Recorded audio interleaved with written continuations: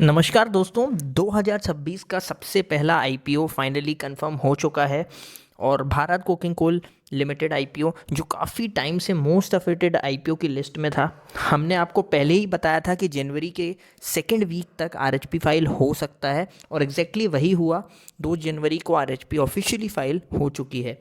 तो इस वीडियो में आपको क्लियर पता चलेगा भारत कोकिंग कोल आईपीओ का जीएमपी क्या है और क्या चल रहा है अभी मार्केट के सेंटीमेंट्स, एक्सपेक्टेड प्राइस बैंड क्या रहेगा, शेयर होल्डर कोटा की एलिजिबिलिटी क्या है और एलोकेशन इजी होगा या टफ होगा, और साथ ही जनवरी में आने वाले 7 और बड़े आईपीओस के बारे में हम इस वीडियो में जानने वाले हैं। तो वीडियो को एंड तक ज़रूर देखना दोस्तों। ये वीडियो सिर्फ एजुकेशनल और इन्फॉर्मेशनल पर्पज़ के लिए बनाया गया है।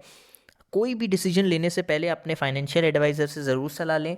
दोस्तों, अगर कंपनी की बात करते हैं, कंपनी के बैकग्राउंड की बात करते हैं हम सबसे पहले, तो कंपनी का जो बैकग्राउंड है, कंपनी 1972 में यहाँ पर इनकॉर्पोरेट हुई थी। इसी के साथ अगर मैं कंपनी की जो सब्सिडरी है, ये जो कोल इंडिया लिमिटेड आपने नाम सुना होगा, बहुत बड़ी कंपनी है कोल इंडिया, इसकी सब्सिडरी कंपनी है।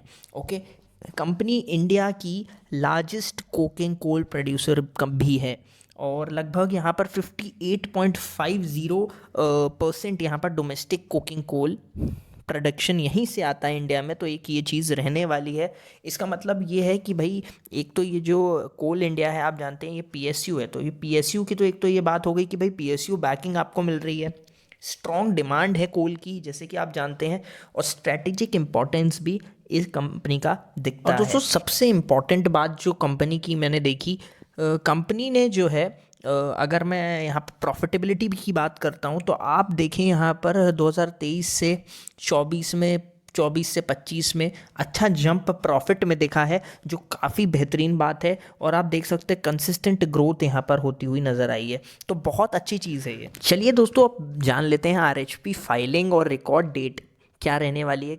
आप जैसे कि जानते हैं कि आरएचपी रेड हेरिंग प्रोस्पेक्टस जिस दिन भी कंपनी फाइल करती है, उस दिन उसकी रिकॉर्ड डेट वो मान ली जाती है।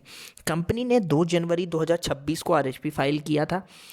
फाइनल डिटेल्स पब्लिक हो चुकी हैं और शेयर होल्डर कोटा के लिए वही डेट रिकॉर्ड डेट भी कहलाएगी। तो अगर आपने 1 जनवरी को या उससे पहले शेयर खरीदा था तो आप शेयर होल्डर कोटा में एलिजिबल रहेंगे। अगर आपने नहीं खरीदा, 2 जनवरी या उसके बाद खरीदा है अगर, तो आप नहीं रहेंगे। ये बात आप समझ लीजिए। इस पॉइंट पर बहुत कन्फ्यूजन रहती है, इसलिए मैंने ध्यान से समझाना आपको ज़रूरी समझा। चलिए दोस्तों, अब बात कर लेते हैं शेयर होल्डर कोटा के एडवांटेज की। शेयर होल्डर कैटेगरी के सबसे बड़ा बेनिफिट ये रहता है कि आप सेम ही पेन से 2 बिड यहाँ पर लगा सकते हैं। तो ये काफ़ी बेहतरीन बात हो जाती है, क्योंकि इसमें आपके जो है ना चांसेस वो बहुत ज़्यादा बढ़ जाते हैं और आपको प्रायोरिटी अलॉटमेंट भी मिल जाता है। इसी के साथ अगर मैं आईपीओ के साइज़ की बात करता हूँ बीसीसीएल के, तो 1300 से यहाँ पर 1500 करोड़ के आसपास यहाँ पर आपको देखने के लिए मिलने वाला है इसका इशू साइज़। और एग्जैक्ट प्राइस बैंड के बाद ही कंफर्म होगा कि क्या रहने वाला है, बट 1300 से 1500 करोड़ के आसपास ही रहने वाला है। अगर बात करते हैं शेयर होल्डर कोटा कितना रहेगा, तो 10% के आसपास शेयर होल्डर कैटेगरी का है, मतलब कोटा है। और इसलिए जो कंपटीशन है वो काफ़ी ज़्यादा आपको देखने के लिए इसमें मिलने वाला है। पर जिसको भी अलॉटमेंट मिला उसके लिए ये कोई रिवॉर्ड भी मतलब बहुत स्ट्रॉन्ग हो सकता है। दोस्तों, अगर बात करते हैं इसके प्राइस बैंड की और जीएमपी की, तो एक्सपेक्टेड प्राइस बैंड यहाँ पर 25 से 28 रुपए के आसपास यहाँ पर प्राइस बैंड आपको स्ट्रॉन्ग पॉसिबिलिटी लग रही है मुझे। और मैक्सिमम केस में यहाँ पर 32 से 35 हो सकता है, तो वो एक चीज़ रहने वाली है। अगर मैं करंट जीएमपी की बात करता हूँ तो कल मतलब 3 तारीख को, जब मैं वीडियो रिकॉर्ड कर रहा हूँ 4 तारीख है, 3 तारीख को ये 13 के आसपास घूम रहा था जीएमपी, 13 के आसपास। और आज अभी मैं जब वीडियो बना रहा हूँ तो 16.25 के आसपास यहाँ पर जीएमपी शो हो रहा है इसका। तो ये चीज़ रहने वाली है। इसका मतलब ये है कि अगर प्राइस 25 से 28 तक यहाँ पर आता है ना, तो आपको 28 से 30% का यहाँ पर लिस्टिंग गेन दिख सकता है। वहीं पर अगर प्राइस 35 के आसपास आता है तो 22 से 23% अपसाइड भी स्टिल इसमें पॉसिबल होता हुआ दिख रहा है। ये सिर्फ इंडिकेशन है, तो इसे गारंटी नहीं समझें।